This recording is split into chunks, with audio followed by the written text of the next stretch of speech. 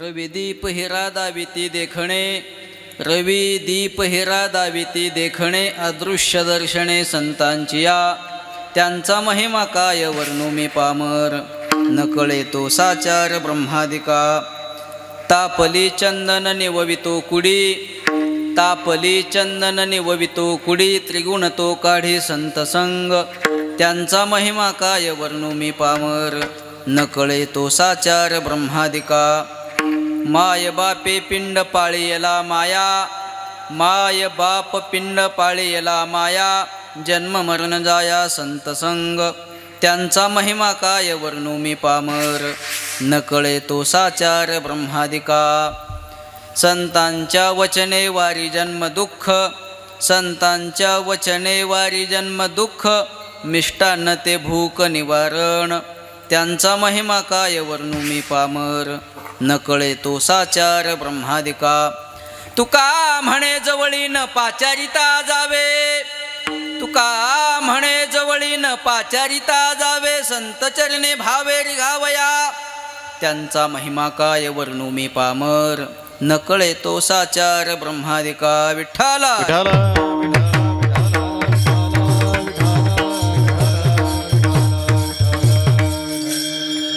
रवी दीप हिरा दाविती देखणे, अदृश्य दर्शने संतांची या, त्यांचा महिमा काय वर्णू मी पामर, न कळे तो साचार ब्रह्मादिका. नमामि सद्गुरुं शांतं सच्चिदानंद विग्रहं, पूर्ण ब्रह्मपरानंदं ईशम् आनंदी वल्लभम्. आदिनाथ समारंभान् श्रीज्ञानराज मध्यमान्, अस्मदाचार्यपर्यन्तां वन्दे गुरुपरम्पराम्. निवृत्तिं ज्ञानदेवञ्च एकनाथं तथैव च, तुकारामं तथा वन्दे वारकरी परम्पराम्. आदिनाथञ्च मत्स्येन्द्रं गोरक्षं गहिनीं तथा, निवृत्तिं ज्ञानदेवञ्च जोगं वन्दे मुहुर्मुहुः. पांडुरंगा करू प्रथमान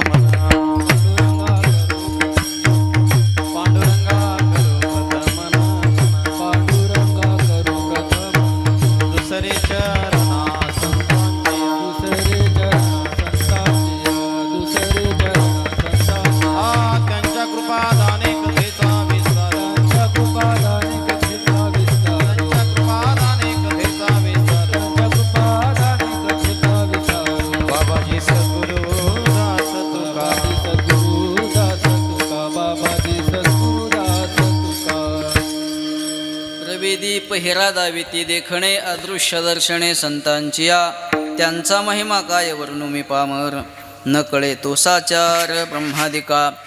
अतुलित बलधामं हेमशैलाभदेहं, धनुजीवन कृशानुं ज्ञानिनाम् अग्रगण्यं, सकल गुणनिधानं वानराणामधीशं, रघुपतिप्रियभक्तं वातजातं नमामि. काय माझी वाणी मानेल संतांशी, रंजवू चित्ताशी आपुलिया, माझी वाणी तुझे वर्णे गुणनाम, ऐसे देई प्रेम काही कळा, मस्तक हे पायावरी, मस्तक हे पायावरी, मस्तक हे पायावरी, मस्तक हे पायावरी. या वारकरी संतांच्या, या वारकरी संतांच्या, या वारकरी संतांच्या, या वारकरी संतांच्या, या वारकरी संतांच्या, या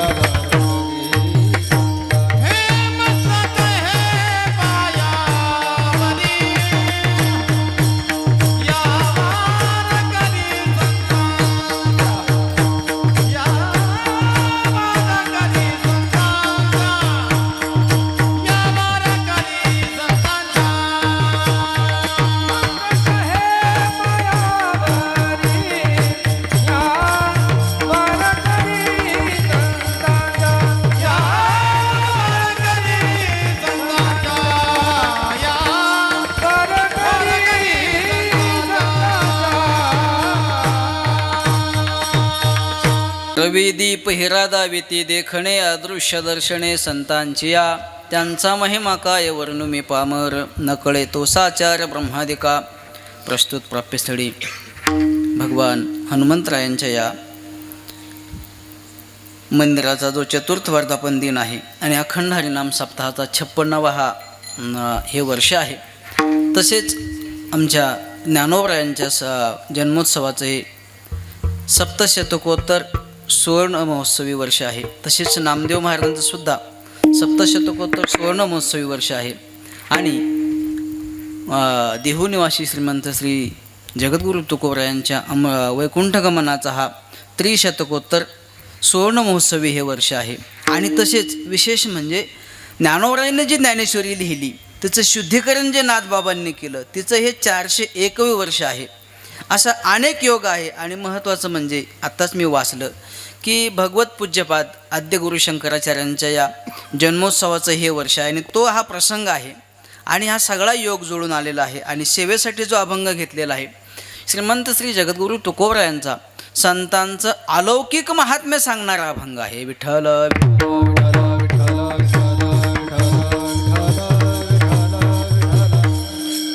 2 मिनटं फक्त प्रास्ताविक करतो. ज्या आद्य शंकराचार्यांचे जे जन्मोत्सवी वर्ष आहे शंकराचार्यांच्याबद्दल 2च वाक्य बोलतो आणि पुढे जातो. या संपूर्ण भारताचं भ्रमण आचार्यांनी अवघ्या 32 वर्षामध्ये केलेलं आहे. आचार्यांचं महात्म्य सांगतो 2 श्लोकामध्ये आणि पुढे जातो. आचार्यांनी संपूर्ण भारतामध्ये 4 आश्रमांची स्थापना केली जिथे 4 पीठावरती आज शंकराचार्य विराजमान आहेत. आणि आचार्यांचं महत्त्वाचं वैशिष्ट्य म्हणजे 8 वर्ष चतुर्वेदी. 8 वर्षाचे असताना आचार्य 4 वेदामध्ये पारंगत होते. 12 सर्व शास्त्रकृत. 12 म्हणजे 12व्या वर्षी आचार्यांनी 16 जे काही दर्शन आहेत सगळ्या दर्शनाचा अभ्यास केला. आणि 16 कृतवान भाष्ये. 16व्या वर्षी आचार्यांनी उपनिषदांवरती आणि अन्य जे काही ग्रंथ आहेत त्याच्यावरती भाष्य लिहिलं. आणि 32 मुनिरभ्यगात 32व्या वर्षी आपली इहलोकाची यात्रा संपवली. असं आचार्यांनी जेवढं काही वाङ्मय आपल्या संप्रदायामध्ये आहे संस्कृतमध्ये जे आहे त्याच्यामध्ये सगळ्यावरती भाष्य आचार्यांनी केलेलं आहे.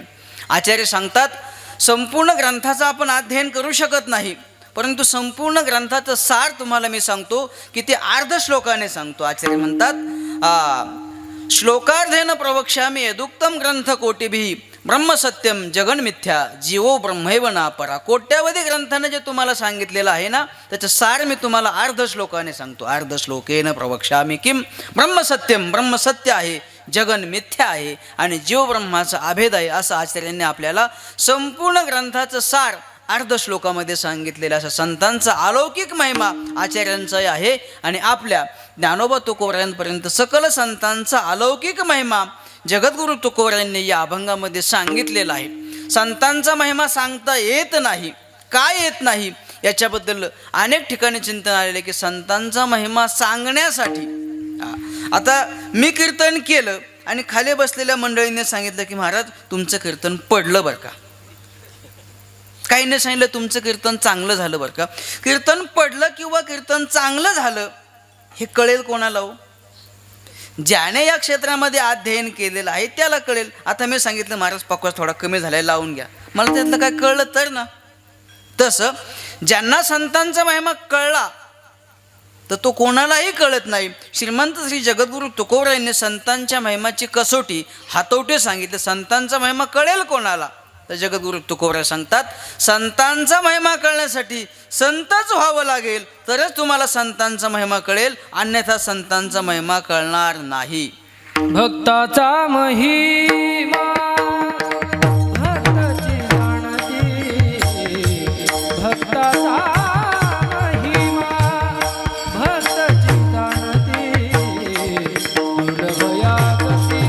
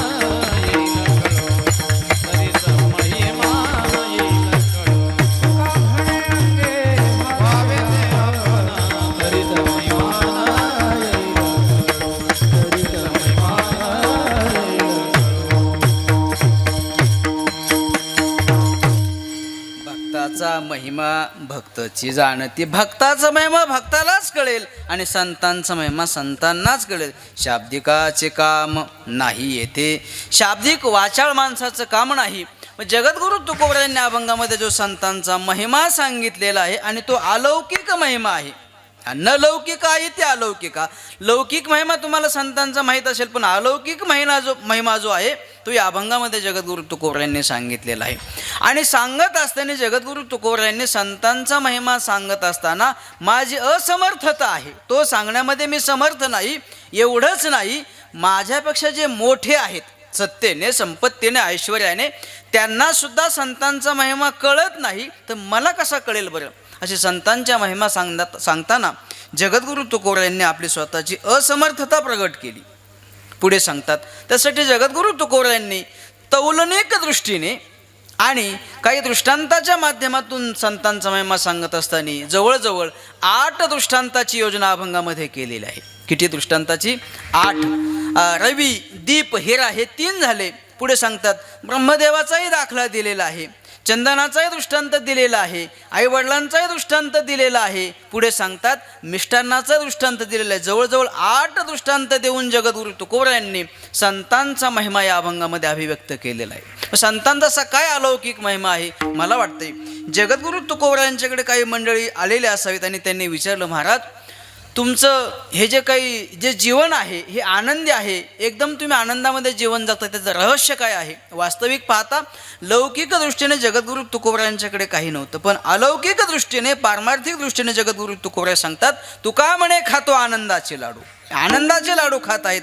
लौकिकता आपण पाहिली तर श्री एक अन्न अन्न करिता मेली, दुष्काळे आटेला द्रव्य नेला मान. अशी विषम परिस्थिती असताना जगद्गुरु तुकोबराय जो आनंद उपभोगत होते, त्या आनंदाचं रहस्य काय? तर जगद्गुरु तुकोबरायांनी सांगितलं की संतांनी माझ्यावरती अलौकिक उपकार केले आणि त्या संतांच्या संगतीमध्ये, संतांच्या महात्म्यामुळे माझ्या ठिकाणी जो आनंद आहे ना तो दिसत आहे. मग जगद्गुरु तुकोबरायांना त्या मंडळींनी विचारलं असावं की तुम्ही जे आनंदी दिसता त्याचं रहस्य काय आहे? तर जगद्गुरु तुकोबरायांनी संतांचं जे काही महात्म्य आहे, जो महिमा आहे तो सांगितला. पण तो सांगत असताना जगद्गुरु तुकोबरायांनी विधिमुखाने आणि निषेधमुखाने, याला अन्वयाने आणि व्यतिरेकाने, दोन्ही पद्धतीने जगद्गुरु तुकोबरायांनी संतांचा महिमा सांगितलेला आहे. व्यतिरेकाने सांगत असताना जगद्गुरु तुकोबराय संतांचा महिमा कसा आहे तो मला सांगता येणार नाही, याच्यासाठी जगद्गुरु तुकोबरायांनी एक मोठं उदाहरण दिलं, ते म्हणजे ब्रह्मदेवाचं. जगद्गुरु तुकोबराय सांगतात, जर ब्रह्मदेवाला संतांचा महिमा कळला नसेल तर मला कसा कळेल. जगद्गुरु तुकोबरायांनी या ठिकाणी स्वतःला पामर म्हटलेला आहे. आणि जगद्गुरु तुकोबरायांच्या बाबतीमध्ये जर आपण विचार केला तर ते काही सामान्य व्यक्तिमत्व नव्हतं.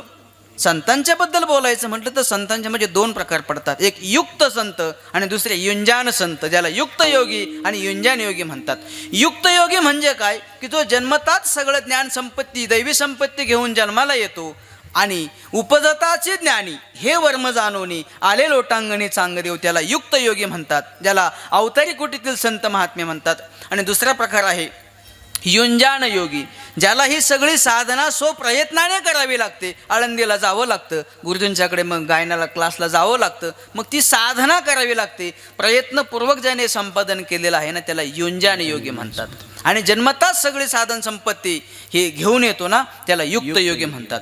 जगद्गुरु तुकोबराय ते संत महात्मे युक्त कोटीतील, अवतारी कोटीतील संत महात्मे होते, तरी पण ते स्वतःला पामर म्हणतात. मज पामर आहे काय थोर. पण आता जगद्गुरु तुकोबरायांनी स्वतःला पामर म्हटलं, आपण काय म्हणायचं? हबप, शास्त्री, आचार्य, काय काय म्हणायचं काय? पण जगद्गुरु तुकोबरायांची त्या ठिकाणी ती लीनता आहे.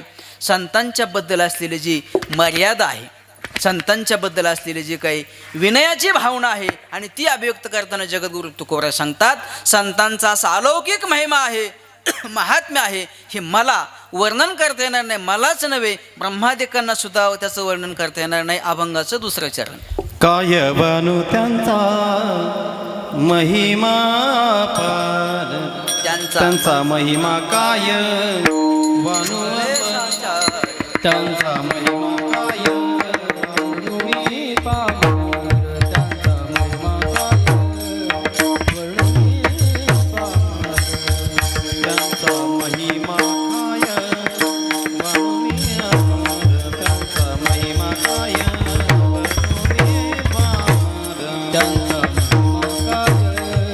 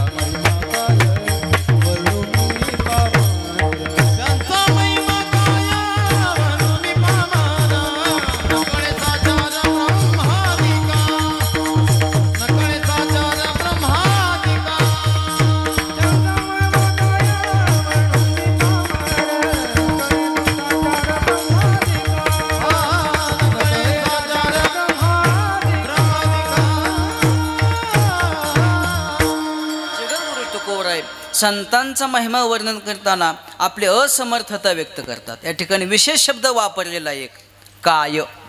या काय हे अनिश्चित वाचक सर्वनाम आहे बरं का. याच्याबद्दल निश्चित सांगता येत नाही. उदाहरण सांगतो तुम्हाला.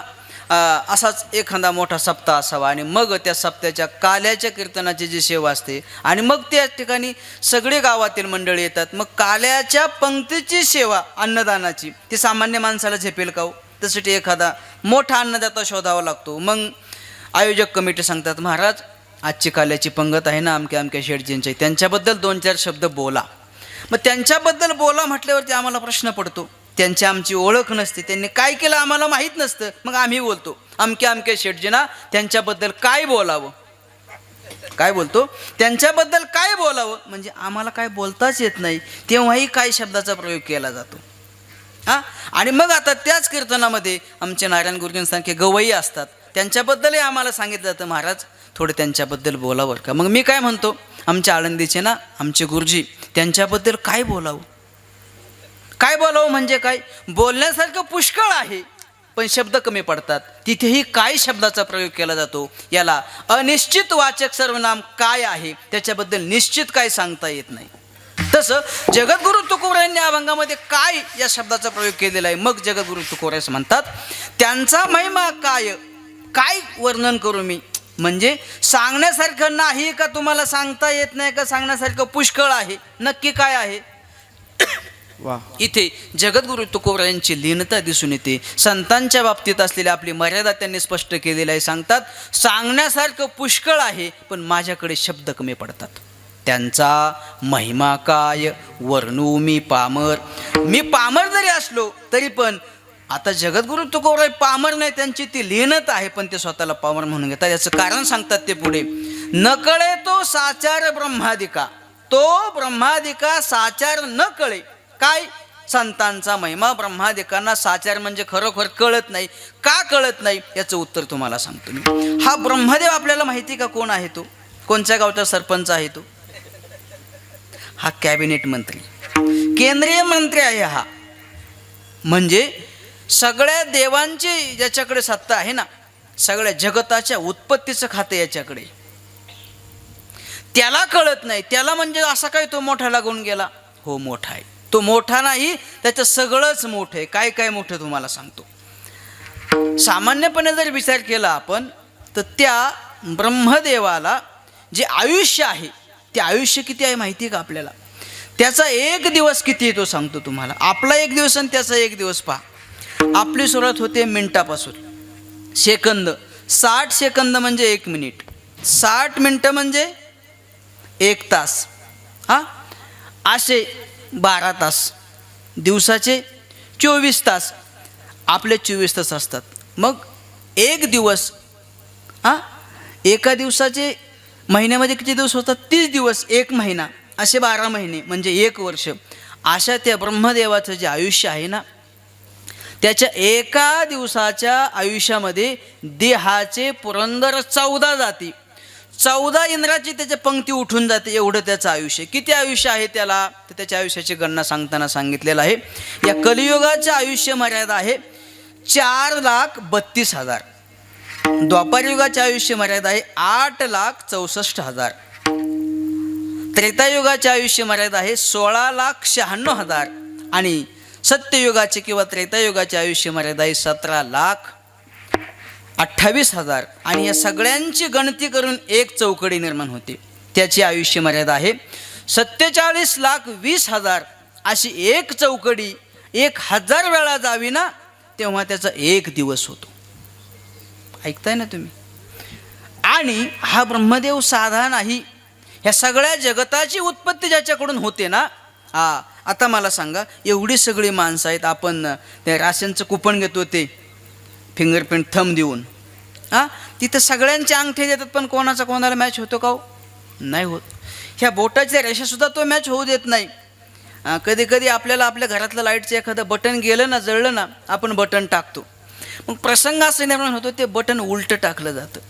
काही बटनं खाली टाकलं चालू होतात आणि काही वरती दाबलं चालू होतात. एखादा पाहुणा विचारतो असं काय झालंय, ते बटन चुकीचं लागले. पण असं कधी कोणाचं लागलंय का चुकीचं, डोळा मागचा पुढे, पाय वाकडा तिकडं झालंय का. त्याने ही सगळी उत्पत्ती करीत असताना कुठेही बिघाड केलेला नाही, जिथल्या तिथं सगळ्यांची व्यवस्था केलेली आहे. आता चुकून एखाद्याचे चाशी बेंड झाले त्याचा काय बिचारायचा दोष, हे त्याचं पाप आहे, हे त्या ब्रह्मदेवाचा काही दोष नाही. बर आणखी या ब्रह्मदेवाला ही सगळी सृष्टीची उत्पत्ती करताना कुठेही कमी जास्तपणा न्यूनता होऊ नये म्हणून देवाने त्याला 4 मुखाची योजना केलेली. किती? त्याला 4 मुख आहेत. मग 4 मुखाचा ब्रह्मदेव, त्याला संतांचा महिमा जर कळत नसेल तर 1 मुखाचं आपलं डोकं, आपलं सुपीक डोकं आपण लावून संतांचा महिमा आपल्याला सांगता येईल का हो?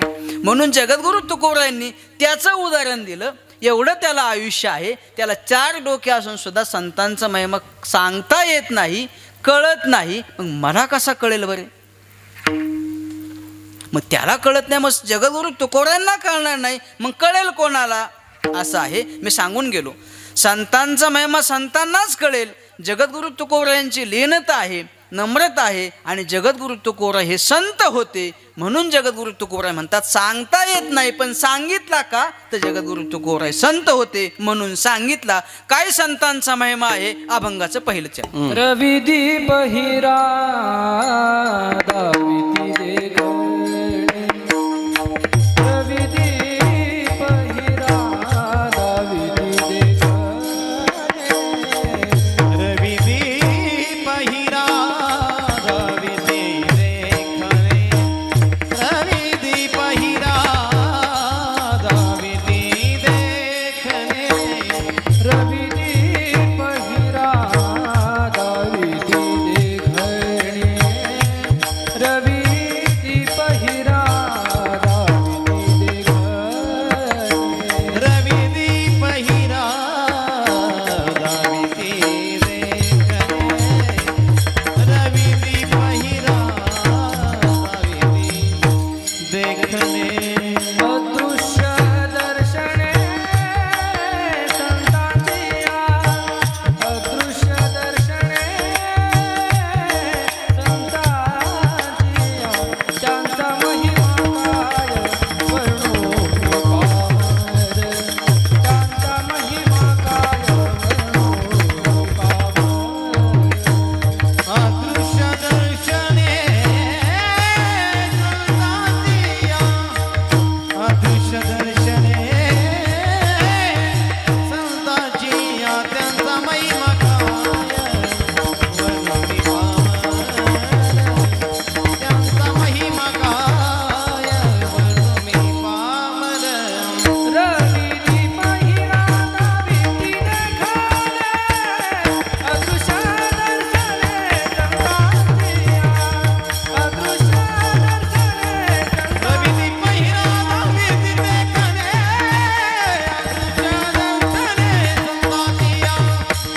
अदृश्य दर्शने संतांचिया,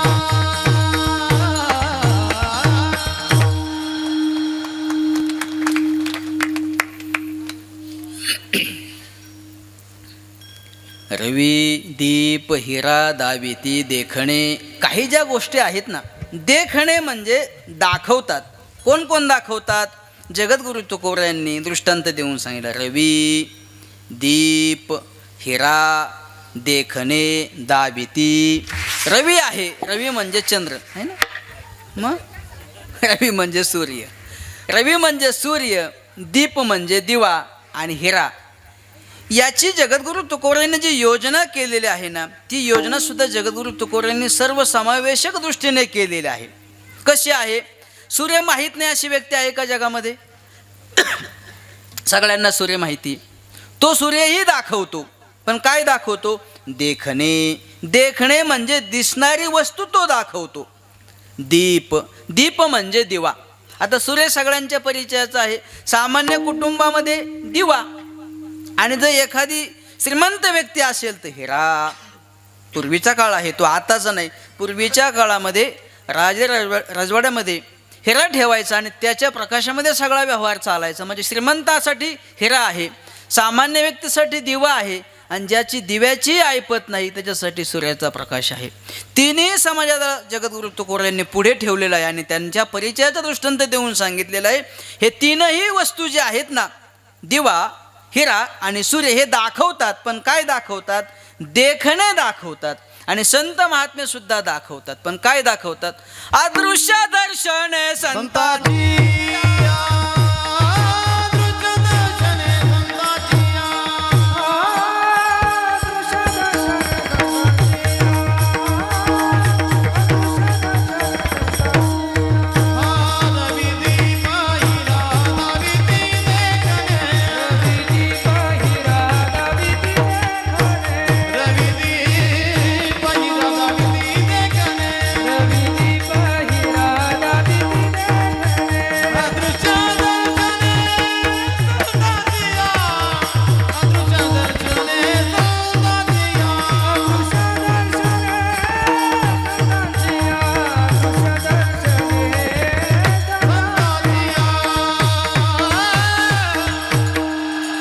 देखणे बर का. देखणे म्हणजे दाखवतात. पण काय दाखवतात? ज्या दिसणाऱ्या गोष्टी आहेत ते दाखवतात. काय? सूर्य दाखवतो आपल्याला.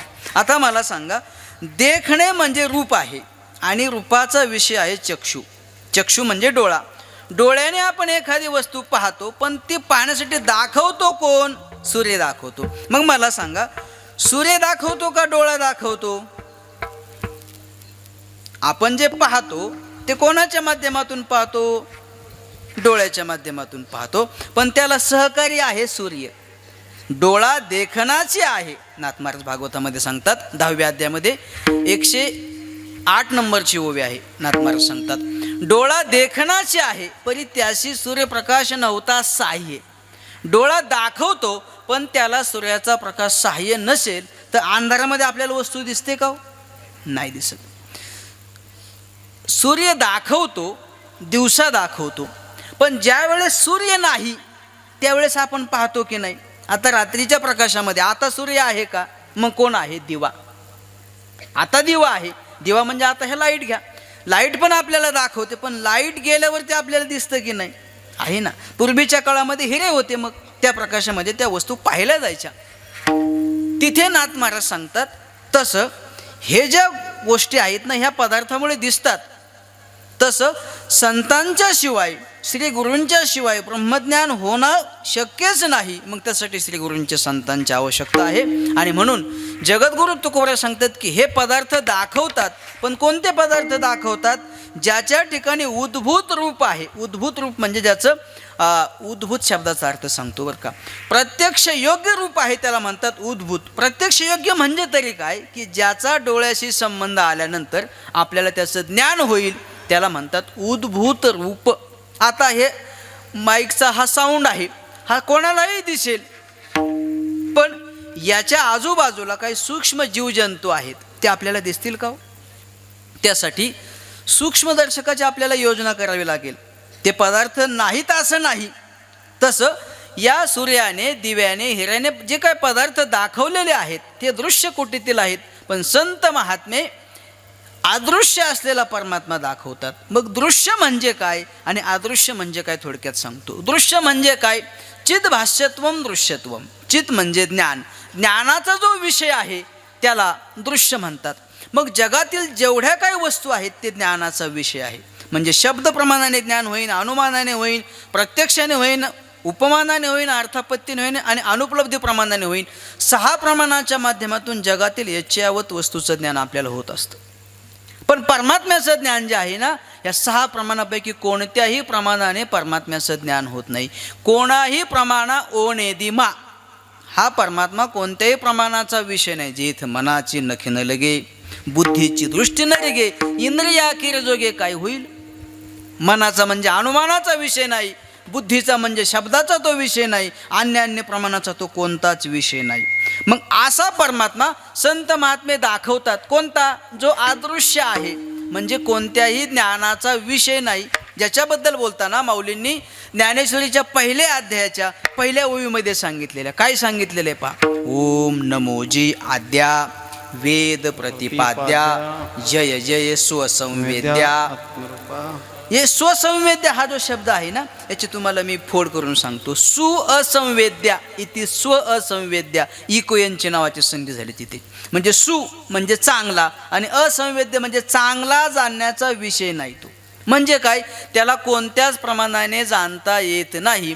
त्याचाच अनुवाद जगद्गुरु तुकोबर यांनी इथे केलेला आहे अदृश्य. अदृश्य म्हणजे कोणत्या ज्ञानाचा तो विषय नाही. ज्ञातृ ज्ञानाविहीन नुसदेचे जे ज्ञान सुखा भरले गगन गाळी वजे असा केवळ टळटळीत तो हा सुखाचा सुखरूप असलेला परमात्मा आहे. तो कोणत्याच प्रमाणाचा विषय नाही, कोणत्याच प्रमाणाचा विषय नाही. मग जगद्गुरु तुकोबर सांगतात अदृश्य दर्शने संतांची. मला सांगा, तर अदृश्य असेल तर दर्शन आहे का, आणि दर्शन असेल तर अदृश्य आहे का? मग जगद्गुरु तुकोबर त्याला अदृश्यही म्हणतात आणि दर्शनही म्हणतात. याची काय गंमत आहे? दर्शन आहे. हा, अदृश्य कशाने म्हणायचं, आणि त्याचं दर्शन झालं तर तो अदृश्य राहील का, आणि दर्शन झालं नाही तर अदृश्य आहे. मग जगद्गुरु तुकोबर यांनी त्या परमात्म्याला अदृश्य जे म्हटलेलं आहे ना, ते असं आहे की हा कोणत्याच प्रमाणाचा विषय नाही. हा ज्ञातृज्ञेया विहीन मी सांगून गेलो. आज्ञया न तू असत्या, तो अज्ञात आहे पण असत नाही, कारण ते माझं स्वरूप आहे.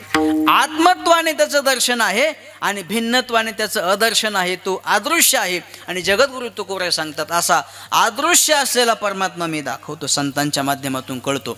अदृश्य दर्शने संतांची या. मग अदृश्य असलेला परमात्मा संतांच्यामुळे आपल्याला दिसतो. अदृश्य काय आहे हो? अदृश्य परमात्म्याचं एक नाव आहे. विष्णू सहस्रनामामध्ये परमात्म्याचं अदृश्य एक नाव आहे. आणि अदृश्य हे जे नाव आहे हे सामान्य नाव आहे का विशेष नाव आहे? हे भाववाचक नाव आहे. सामान्यही नाही आणि विशेषही नाही. हा परमात्म्याचा भाव आहे. तो अदृश्य आहे म्हणजे काय? 11व्या अध्यायामध्ये भगवान परमात्म्याने अर्जुनाला विश्वरूप दाखवलं. अर्जुनाने हट्ट केला मला तुझं ते विश्वरूप दाखव, आणि मग भगवंताने त्याला दाखवलं. आणि भगवान म्हटले पहा अर्जुना, पश्चिमे पार्थ रूपाणी शतशोथ सहस्रशः नानाविधाने दिव्याने नाना वर्णाकृतीनीच. माझे नाना विधीने नटलेलं रूप तू पहा. आणि मग अर्जुन असा पाहू लागला, अर्जुनाला दिसेना. मग भगवान परमात्म्याला ते विश्वरूप पाहण्यासाठी अर्जुनाला दिव्य दृष्टी द्यावी लागली. आणि मग भगवान म्हणतात दिव्यम ददामी ते चक्षु पश्चिमे योगमैश्वरम अहम तुभ्यम दिव्यम चक्षुम ददामी मे ऐश्वरम योगम त्वम पश्य. मी तुला दिव्य चक्षु देतो आणि तू माझं जे ऐश्वर्ययुक्त विश्वरूप पहा. पण आपल्याला जलस्थळामध्ये दिसतो का विठ्ठल? पूर्वीची माणसं सांगायची नाही, आत्ताची पण सांगतात, नाथ महाराजांनी गाढवाला पाणी पाजलं. सांगतात ना? काय सांगतात? काय सांगतात? बोला की. मला शिक्षक असल्यामुळे विचारायचा संबंध येतो. नाथ महाराजांनी कोणाला पाणी पाजलं? आपण असं म्हणतो, पण नाथ महाराजांनी काशी विश्वनाथाला पाणी पाजलं. त्यांना त्या गाढवामध्ये गाढव न दिसता काशीचे विश्वनाथ दिसले. म्हणजे जे जे भेटे भूत तो माने जे भगवंत. हा भक्तियोग जाण निश्चित माझा. चराचरामध्ये भगवान नटलेला आहे, पण तो आपल्याला दिसतो का? पण नाही. दिसत जरी नसला तरी असा अदृश्य असलेला भगवान परमात्मा संतांच्या माध्यमातून दृश्य होतो. आणि जन नो हे अवघा जनार्दन. या जनामध्ये जनार्दनाची अनुभूती येते. हे संतांची केवढी अलौकिक कृपा आहे. विठ्ठल विठाला विठाला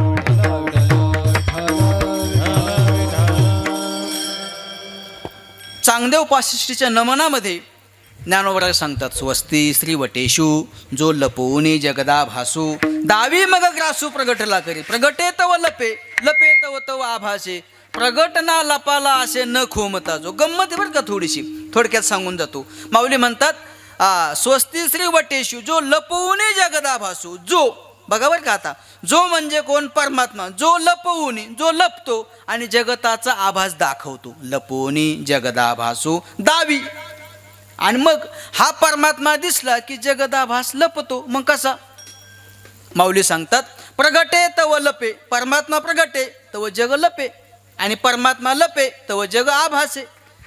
हा गंमत आहे थोडीशी. प्रगटे तव लपे, परमात्मा प्रगट होतो तेव्हा जगत लपतं. म्हणजे जगत न राहता ते परमात्मा रूपाने त्याची अनुभूती येते. प्रगटे तव लपे, आणि परमात्मा लपतो तेव्हा जगत दिसतं, आणि जगत दिसतं तेव्हा परमात्मा लोपलेला असतो, लपलेला असतो. प्रगटे तव लपे लपे तव तव आभासे. पण परमात्मा कसा आहे? प्रगट ना लपाला न खोमता जो.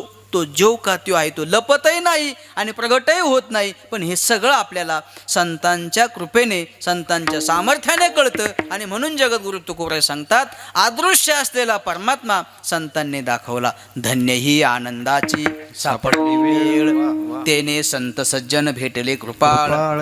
त्याने फेडेला बुद्धीचा ओमळ, दृष्टी दाखविला यशोदेचा उभा. बाळव संत महात्मे भगवान परमात्म्याला दाखवतात आणि भगवान परमात्म्याला दाखवल्यानंतर गंमत अशी आहे, बरं आम्ही तुमचा परमात्मा पाहिला, संतांनी आम्हाला दाखवला, त्याचं आम्हाला काय? आम्हाला काय म्हणजे आम्हाला काय त्याचं फळ आहे? असं आहे की प्रयोजनम अनुद्दिश्य न मंदोपी प्रवर्तते. जर काही एखादं फळ मिळत नसेल ना, तर मंदातला मंद मनुष्य सुद्धा त्या कार्यामध्ये प्रवृत्त होत नाही. लहान लहान मुलांना एखाद्याला सांगितलं ना, बाळा एवढं दुधाची पिशवी घेऊन ये दुकानातून, तो म्हणतो मला काय द्याल. त्याला जर आपण काही दिलं नाही, तो एकदा आणेन दोनदा आणेन, पण पुन्हा तो पळून जाईल. त्याला म्हटलं ही चॉकलेट तुला घे. हा मग तो विचारेन काकू दूध आणायचं का? का त्याला अपेक्षा आहे. तसं संतांनी आम्हाला अदृश्य परमात्मा दाखवला, पण आम्हाला त्याचं काय? मग दुःख जाय सर्व माझे, मग दुःख जाय सर्व माझे. मग दुःख जाय सर्व माझे, मग दुःख जाय सर्व माझे. पाहिली पाय, हे तुका म्हणे त्याचे पाहिली पाय. तुका म्हणे त्याचे पाहिली पाय. तुका म्हणे त्याचे पाहिली पाय. तुका म्हणे त्याचे पाहिली पाय. तुका म्हणे त्याचे पाहिली पाय. तुका म्हणे त्याचे पाहिली पाय. मग दुःख जाय सर्व माझे. मग दुःख जाय सर्व माझे. मग दुःख जाय सर्व माझे, मग दुःख जाय सर्व माझे. तुम्हाला दुःख नको आहे ना, मग एक करा. काय करा? त्याचे पाय पहा. कोणाचे? परमात्म्याचे. उत्तमानाम स्वरूपम पाद शब्देन मन्यते. उत्तम पुरुषाच्या ठिकाणी पाद अर्थात चरण शब्दाने त्याचं स्वरूप घ्यायचं. मग संतांचं असेल किंवा देवाचं असेल. तुका म्हणे त्याचे पाहिली या पाय, मग दुःख जाय सर्व माझे. सगळ्या दुःखाची आत्यंतिक निवृत्ती होते. पण केव्हा? परमात्म्याच्या दर्शनाने. हा तुकोरे सांगतात, जन्म नाही रे अनेक तुका म्हणे माझी भाग. जन्मामध्ये सगळं दुःख आहे, त्या जन्माचीच निवृत्ती होते. जन्माभावरूप मोक्षाची प्राप्ती होत असल्यामुळे दुःख नाही. बरं दुःख नको म्हटलं आपल्याला बरं वाटतं. आम्हाला काय मिळेल? आमचं दुःख जाईल. बरं दुःख जाणं म्हणजे त्याच्यामध्ये पुरुषार्थ आहे का? बरं का गुरुजी, दुःखाची निवृत्ती होणं हा नैयायिकांचा मोक्ष आहे. त्यांच्या मतामध्ये 21 दुःखाचा ध्वंस म्हणजे मोक्ष आहे. मग आपलं दुःख गेलं पाहिजे का आपल्याला आनंद पण झाला पाहिजे? दुःख तर गेलंच पाहिजे, पण आम्हाला आनंद पण झाला पाहिजे. याचाच अनुवाद जगद्गुरु तुकोरांनी भूपाळाच्या शेवटच्या अभंगामध्ये केलाय. आता कोठे धावे मन, आता भाग गेला शीण गेला. आता भाग गेला शीन गेला. भाग गेला शीन गेला.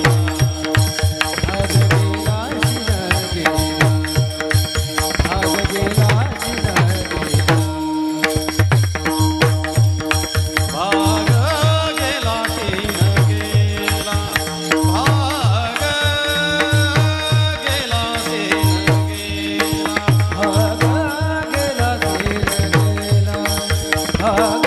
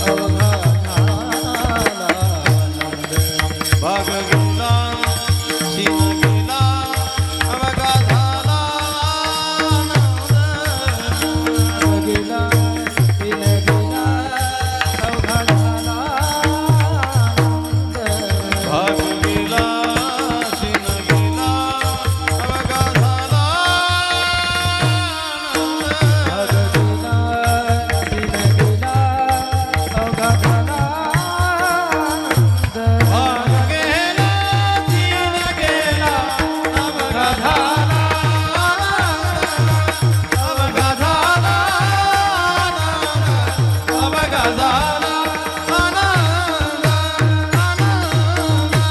आनंद भाग गेला शिण गेला, आमचा भागही गेला आणि शिणही गेला.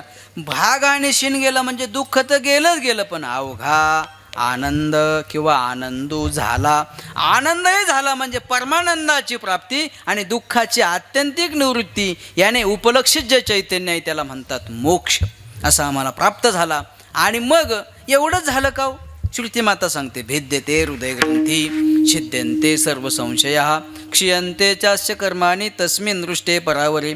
भिद्यन्ते हृदयग्रंथी, हृदयग्रंथी भिद्यन्ते. हृदयाच्या ग्रंथीचा भेद झाला. ग्रंथी म्हणजे काय? गाठ. गाठ कोणची आहे? आत्मा आणि अनात्मा यांचं जे अविवेकाने ऐक्य झालेलं आहे, ज्याला अन्योन्य अध्यास म्हणतात.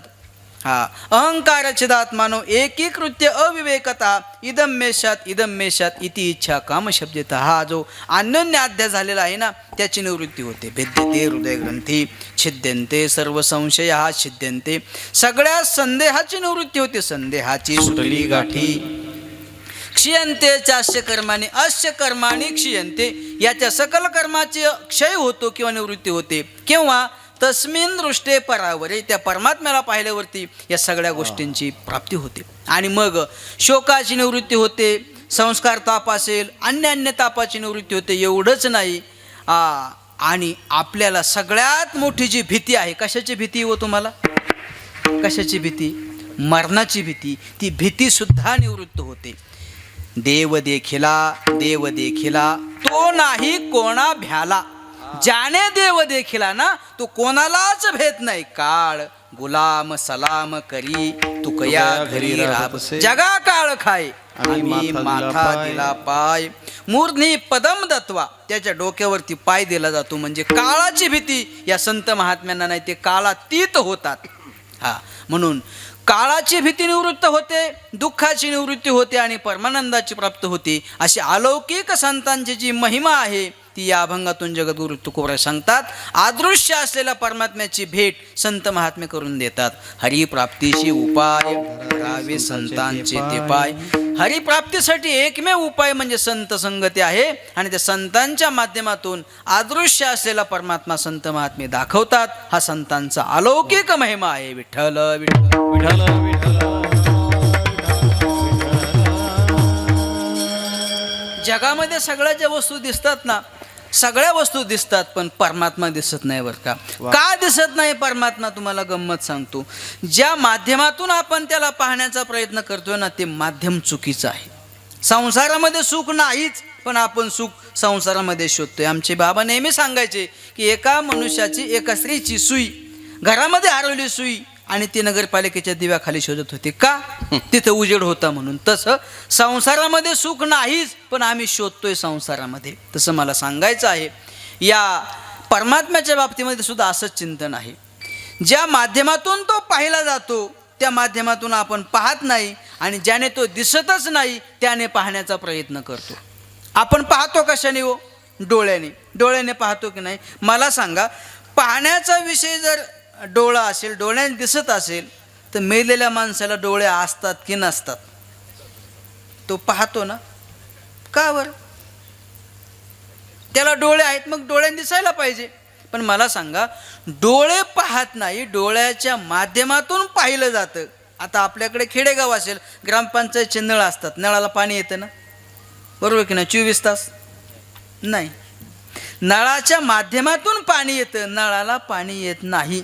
तसं या संसारातील याच्यावत पदार्थामध्ये सुख नाही, त्याच्या माध्यमातून सुख मिळत आहे. पण आपल्याला वाटतं की अमुक अमुक विषयामध्ये सुख आहे, पण सर्व सुखाच्या आशा जन्म गेला तरी सुखाची त्याची गाठ पडत नाही. का? तिथे सुख नाहीच. मग सुख आहे कुठे? परमात्म्याच्या ठिकाणी किंवा संतांच्या जवळ सुख आहे. तिथे आपण शोधण्याचा प्रयत्न केला पाहिजे. मला सांगायचे, संतांना ज्या माध्यमातून देवाला पाहिलंय तो अदृश्य आहे, पण त्यांना दिसला कसा? त्यांना भिन्नत्वाने दिसला नाही. बुद्धी जाणे आणि न जाणे. जाणे कसं? अभिन्नत्वाने जाणे आणि भिन्नत्वाने न जाणे. वृत्तीव्याप्तीने जाणे आणि फलव्याप्तीने न जाणे. असे अनेक विकल्प आहेत, सांगून वेळ घेत नाही. त्याला आत्मरूपाने संतांनी पाहिलं. कसं पाहिलं? पाहता पाहणे दूर सारवणी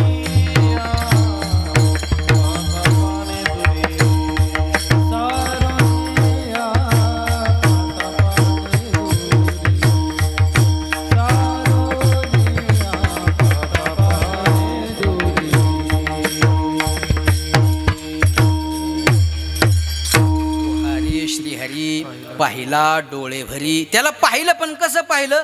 पाहता पाहणे दुरी सारुण्या, म्हणजे त्रिपुटीच्या पलीकडे जाऊन अतीत होऊन त्याला पाहिलं. पण आपण त्रिपुटीच्या माध्यमातून त्याला पाहण्याचा प्रयत्न करतो, आपल्याला तो दिसत नाही, म्हणून अदृश्य आहे. पण संतांच्या माध्यमातून त्रिपुटीचा बाध होतो आणि त्रिपुटीच्या आतीत जाऊन त्याला पाहता येतं. अदृश्य दर्शने संतांची यासाठी जगद्गुरु तुकोर यांनी संतांचा महिमा सांगत असताना पुढे जाऊन सांगतात, आपल्याला माहिती आहे आता उन्हाळ्याचे दिवस चालू आहेत, आमच्या माऊलींना उटी पूजा केली जाते दुपारी. उटी पूजा म्हणजे काय? आता ही जी उष्णता आहे, ही उष्णता शमवण्यासाठी सगळ्या जगातील शीतल वस्तू आहे चंदन. चंदन एवढं शीतल आहे, एवढं शीतल आहे. जगद्गुरु तुकोर यांनी त्या चंदनाचे जे काही प्रकार आहेत ना, त्याच्यामध्ये खास चंदन आहे 52 चंदन, ज्याला 52 चंदन म्हणतात. आणि त्याचा दाखला जगद्गुरु तुकोर यांनी दिले. कितीही उष्णता असू द्या, नवे नवे उकळतं तेल असू द्या, उकळतं तेल, पण त्या 52 चंदनाचा एक बुंद त्या उकळत्या कढईमध्ये टाकला ना, ते कढई शांत होते. तापलिया तेला 52 चंदन, बुंद एक क्षण.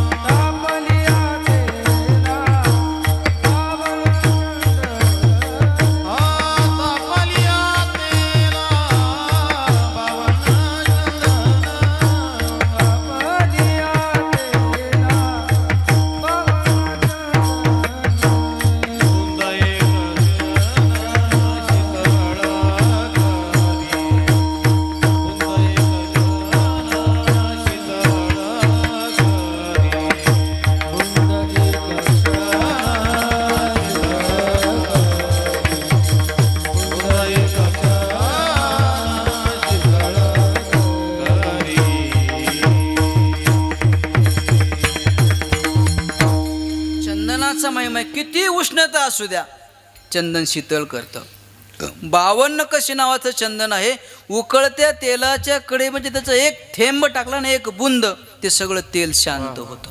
एवढं त्या चंदनाच्या अंगी शीतलत आहे. आपल्याला माहिती आहे सर्पाचे जे वेडे आहेत तर चंदनाच्या झाडाला का पडतात, तर त्यांच्या अंगामध्ये असलेली उष्णता आहे ना, ती शमवण्यासाठी साप त्या चंदनाच्या झाडाला वेटोळे घालून बसतात.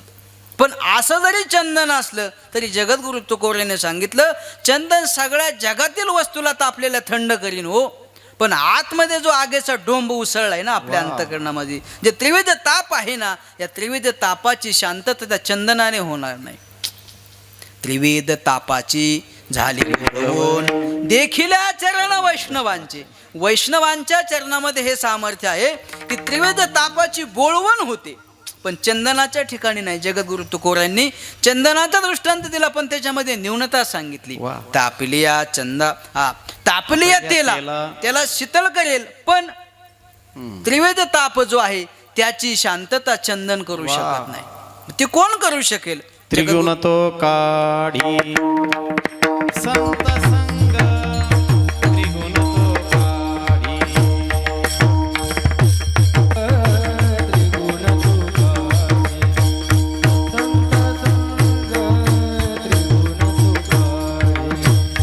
तापवी चंदन निववी तोडी, तापवी चंदन निववी तोडी.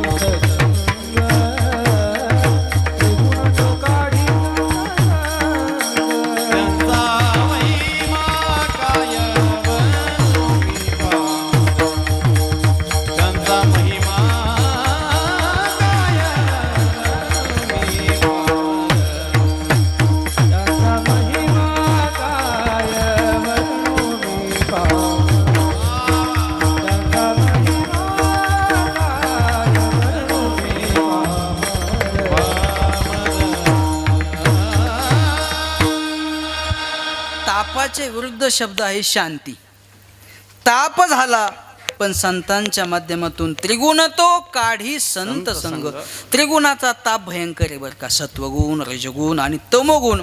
गीतेचा 14वा अध्याय ज्याला म्हणतात गुणत्रयोदशो नाम चतुर्दशोध्याय. 14वा अध्यायामध्ये गुणातीत मनुष्य कसा होतो याचं विवेचन सांगितलेलं आहे. सत्वगुण जरी असला तरी पण सत्वात संजायते ज्ञानम. ज्ञानाच्या माध्यमातून नित्यानित्य ज्ञाने अभिमान वाढती. तो अभिमान सुद्धा बंधनाला हेतू आहे. म्हणून या गुणाच्या पलीकडे जाण्यासाठी आपल्याला संतांच्या जवळ जावं लागेल. एवढंच नाही, जगताचं चालन पालन पोषण करून ज्यावेळेस तो भगवान परमात्मा संतप्त होतो, क्षुब्ध होतो, त्यालाही विश्रांतीची आवश्यकता जेव्हा वाटेल ना तेव्हा त्यालाही संतांच्या जवळच जावं लागेल. नामा म्हणे देवा चला तया ठाया विश्रांती घ्यावया. किती दिवस हो? 8 दिवस. त्यालाही परमात्म्याला कल्पवर विश्रांती घ्यायची असेल तर संतांच्या जवळच जावं लागतं. म्हणून संतांच्या जवळ शांती आहे. निरपेक्षम मुनीम शांतम निर्वैरम समदर्शना. भागवत पहा. शांती आहे, निर्वैरत आहे, समदर्शन आहे आणि म्हणून त्रिगुण तो काढी संत संग. एवढं संतांचं महात्म्य आहे का हो? नाही नाही, एवढंच नाही.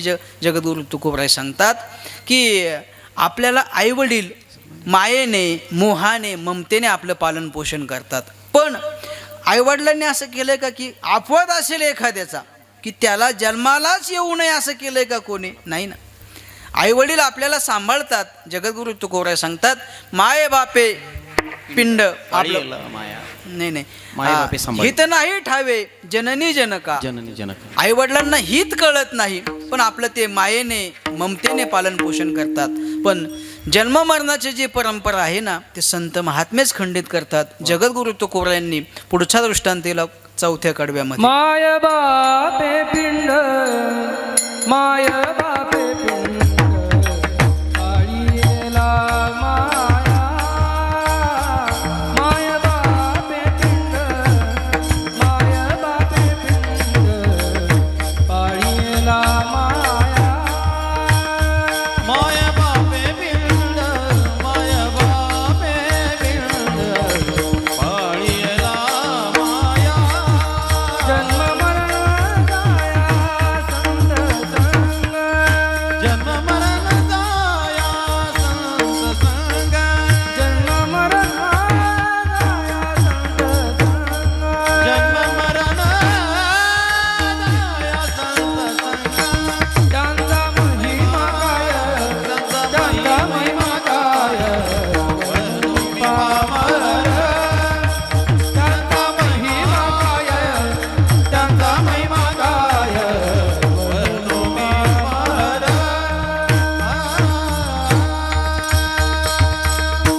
माये बापे पिंड पाळीला माया. मायेने ममतेने ते या पिंडाचं पालन पोषण करतात. पण जन्म मरणाची परंपरा ते खंडित करू शकत नाही. जन्म मरण जाया संत संग. संतांच्या संगतीमध्ये जन्म मरण कसं जातं हो? तर जगद्गुरु तुकोबराय सांगतात संत महात्मे या देहाचा निराश करतात. कसा करतात?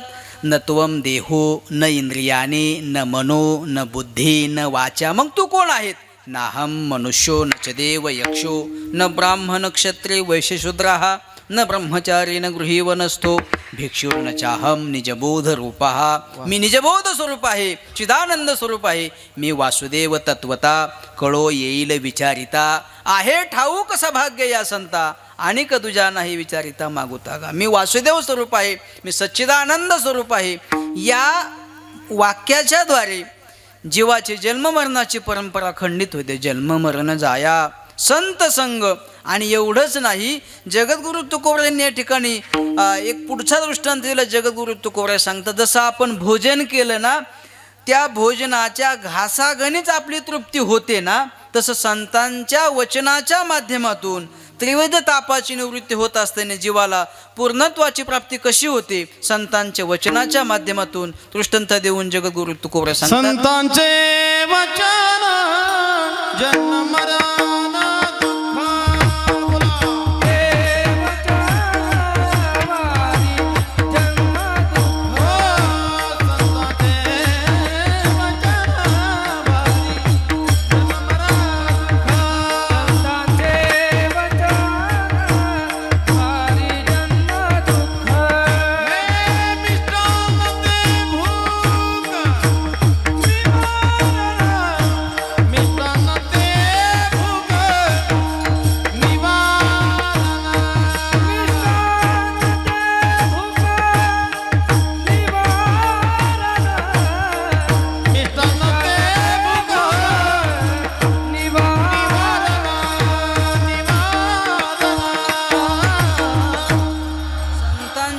वचने वारी जन्म दुःख काय वचन आहे होते तत्वमसी आयशी वाणी एक वेळ पडता काणी अविद्या निद्रा गेले पळून तत्क्षणी जागीन नला तत्वमसी या महावाक्याच्या द्वारे संत महात्मे आपल्याला जन्म मरणाची परंपरा ही खंडित करतात.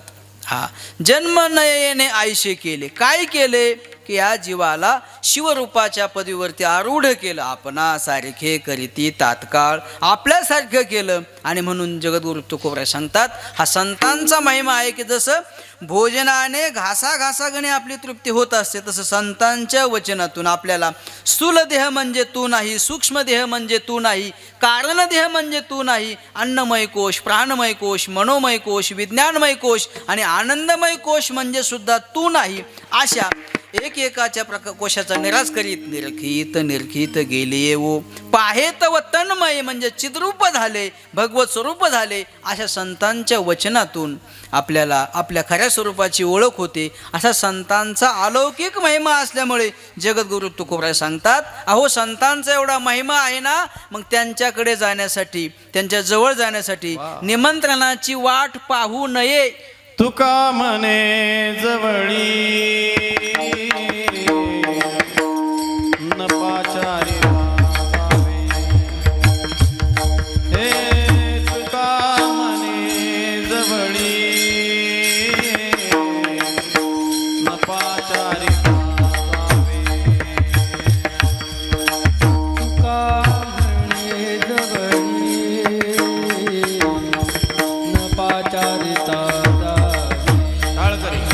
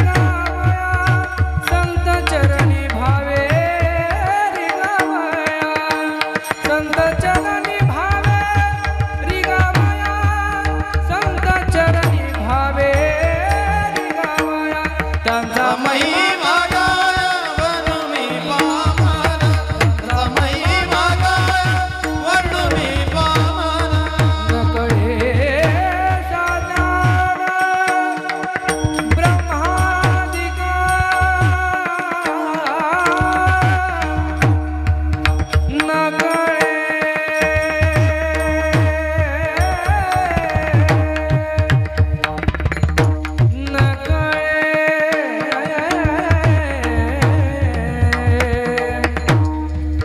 नकळे साचार ब्रह्मादिका नकळे